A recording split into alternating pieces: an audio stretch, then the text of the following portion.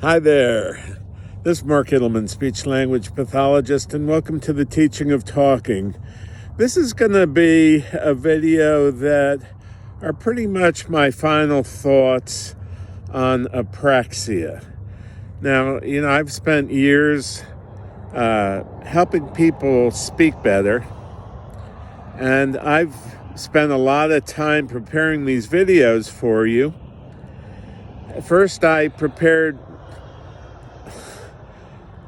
many videos on aphasia, and then in the last year or so have spent a great deal of time presenting to you information on apraxia.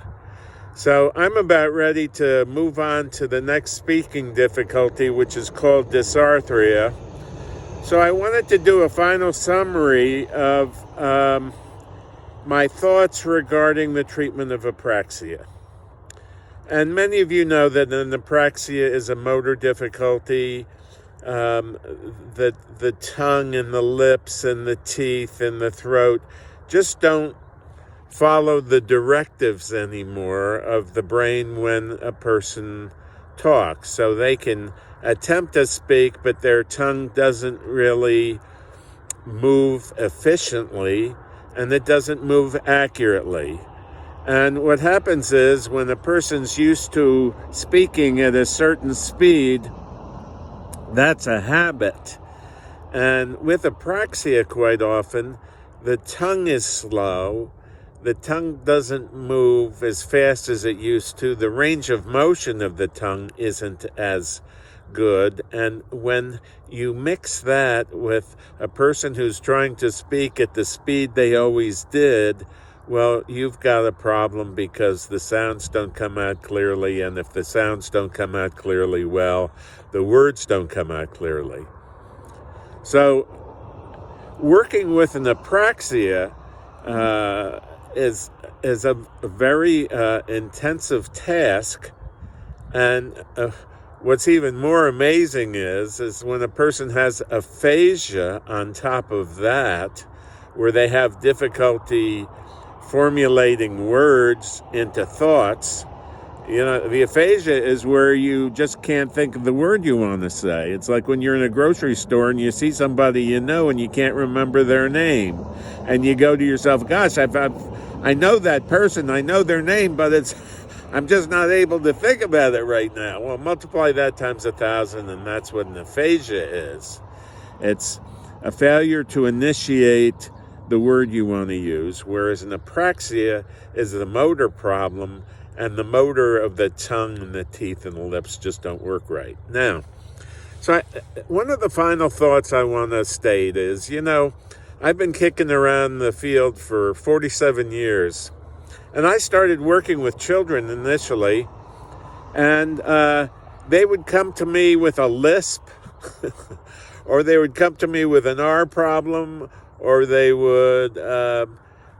produce a sound incorrectly. So they would be enrolled in speech therapy. And, in the school system, we'd see kids, 2 or 3 in a group.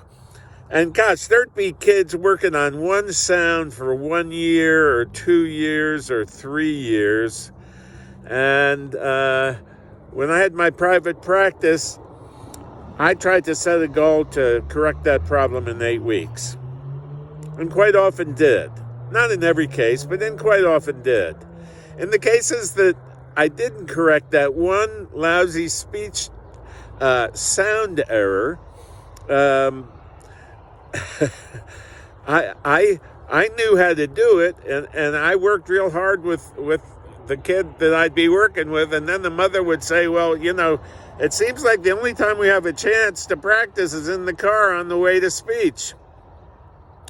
And, that's one of the reasons why speech therapy didn't work. Speech therapy didn't succeed in an efficient way because, well, it just wasn't practiced enough. It's like any sport. When you read about any great athlete, you read about a kid who was who worked every day after school on his pitch, or went outside with his father every day and practiced his pitching, and then practiced his pitching over the weekend and joined Little League, and the parents took the kid to Little League and they were at all of his games, and they did everything.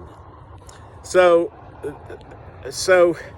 if you think about a child with one sound error, sometimes taking a whole school year, and most often always longer than that, and then you compare that to an aphasia or an apraxia, there's no comparison, because the aphasia and the apraxia is so severe, so profound, as compared to one little lisp or an R sound that wasn't corrected properly or produced correctly.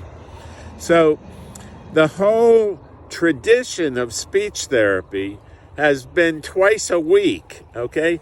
That started years and years and years ago with children in school. They would be taken out of class with one or two other kids, and they would be sent down to the speech teacher or the speech therapist, and they'd go twice a week for speech therapy.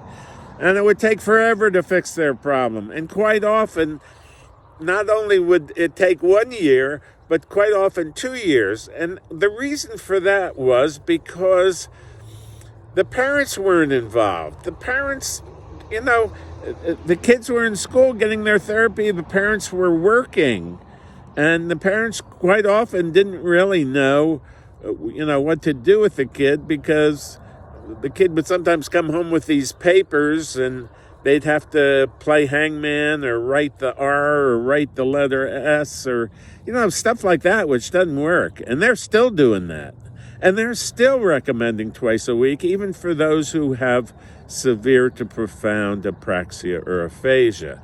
And the severe to profound apraxia or aphasia is 1,000 times more complex than that one sound error, and yet they're still providing people with twice a week therapy, and it's kind of like what they used to give the kids in speech therapy.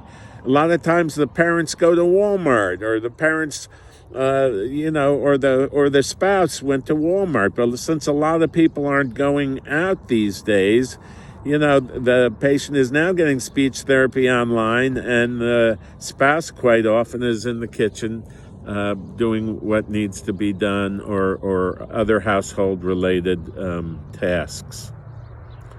So where am I going with this? Well, where I'm going with this is the traditional speech therapy model doesn't work for apraxia and aphasia. It just doesn't. And an intensive program doesn't really work for apraxia or aphasia either, because what they do is they go to an intensive program for a month or 2 weeks or 3 weeks or 4 weeks, and they have some student working with them, or even a professional working with them. And, they pay thousands of dollars quite often, unless it's a volunteer program with students who don't really know very much, but who are practicing and learning. So it's either a lot of money or not much money, and it's a month, and they say, well, it's an intensive program. But something I've learned the hard way, that the perception of the caregiver is that, gosh, they're willing to spend $2,000, $4,000, $6,000, $8,000, $10,000 to go to these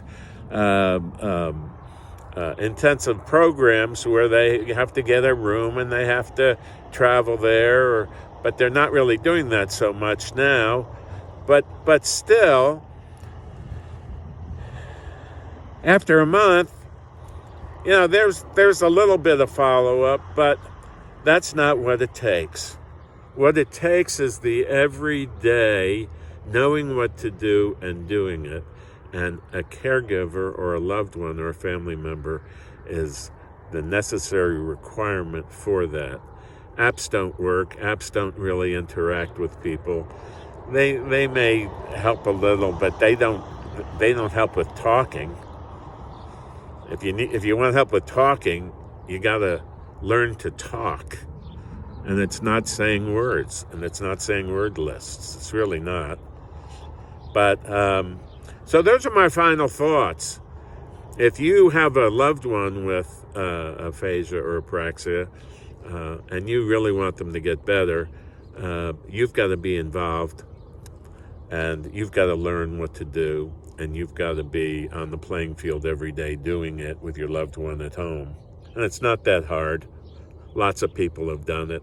Lots of people have achieved so much better speech as a result of caregivers learning the procedures and methods. This is Mark Edelman, speech-language pathologist.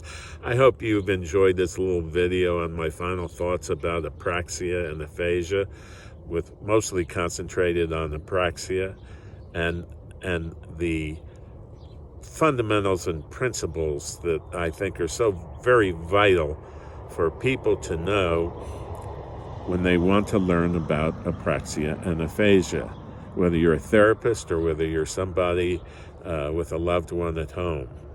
If you've liked this video, please give us a thumbs up and subscribe. And down below the video are lots of links. We have a book on apraxia that will walk you through all the procedures you need to know in order to help your loved one. We also have a book and a video course on aphasia. And all of these are very, very helpful.